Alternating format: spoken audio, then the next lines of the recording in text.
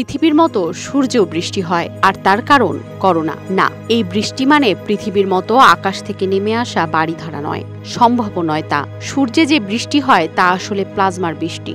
এ অবশ্য নতুন কিছু নয়, বহুবার এই মহাজাগতিক ঘটনার প্রত্যক্ষ করেছেন বিজ্ঞানীরা। এই ঘটনার নেপথ্যে কারণ খুঁজতে গিয়ে নানা যুক্তিও সাজিয়েছিলেন তারা। সেই সব পুরনো ধারণা ভেঙে দিয়ে এবার নতুন তথ্য হাজির করেন আমেরিকার university of Hawaii Institute for অ্যাস্ট্রোনমির দুই বিজ্ঞানী, জেফ্রি রিভ ও তার ছাত্র লুক বেনাভিটস।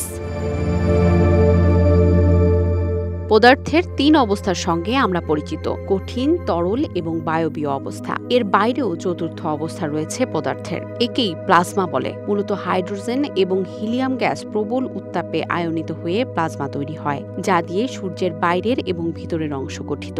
সূর্যের বায়ুমণ্ডলের সবচেয়ে বাইরের স্তরকে বলে করোনা। এই স্তরে কখনো কখনো ঠান্ডা এবং ঘন প্লাজমার দলা পাকায়। পরে সেই প্লাজমার দলা দ্রুত তাপ বিকিরণ করে ভারী হয়ে সূর্যের পিঠে নেমে আসে, যা দেখতে অনেকটা বৃষ্টির বড় বড় ফোঁটার মতো।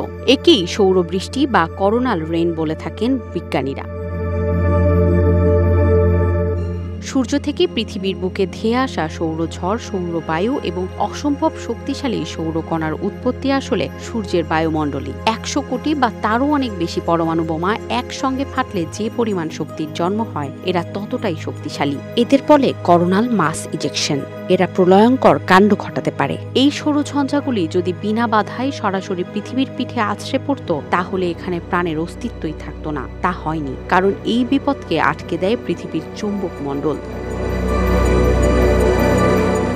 কিন্তু চৌম্বক মণ্ডলও সবটা যে আটকে দিতে পারে তাও নয়। তীব্র ধাক্কাধাক্কির পর ফাঁক গলে কিছু ঝড়ঝাপটা ঢুকে পড়ে আয়নোস্ফিয়ারে। সেইটুকুর বিপদও কিন্তু খুব কম নয়। তেমন ভাবে বাগে পেলে তারা পৃথিবীর টেলিযোগাযোগ ব্যবস্থাকে নিষ্ক্রিয় করে দিতে পারে। মেরুর উপর দিয়ে অনেক বেশি উচ্চতায় উড়ে যাওয়া বিমান যদি উন্মত্ত সৌরঝড়ের মুখোমুখি হয়, তা বিমানের সেন্সরকে অকেজো করে দিতে পারে, কেটে দিতে পারে গ্রাউন্ড কন্ট্রোলের সঙ্গে বিমানের যাবতীয় যোগাযোগ। তার ফলে দিশাহীন হয়ে দুর্ঘটনার কবলে পড়তে পারে বিমান, অচল করে দিতে পারে বা পুরোপুরি নষ্ট করে দিতে পারে পৃথিবীর কক্ষপথগুলিতে পাক খাওয়া হাজার হাজার কৃত্রিম উপগ্রহকে।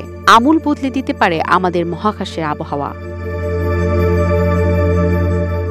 এই সব কারণেই এই ধরনের সৌরঝঞ্ঝার গতিবিধি জানার জন্য উদ্গ্রীব হয়ে থাকেন বিজ্ঞানীরা। কিন্তু এর জন্য জরুরি সূর্যের বায়ুমণ্ডল অর্থাৎ করোনার চরিত্র বোঝা। সাম্প্রতিক গবেষণার সূত্র ধরে তা খানিক সম্ভব হতে পারে বলেই অনুমান রিভ ও বেনাভিটসের।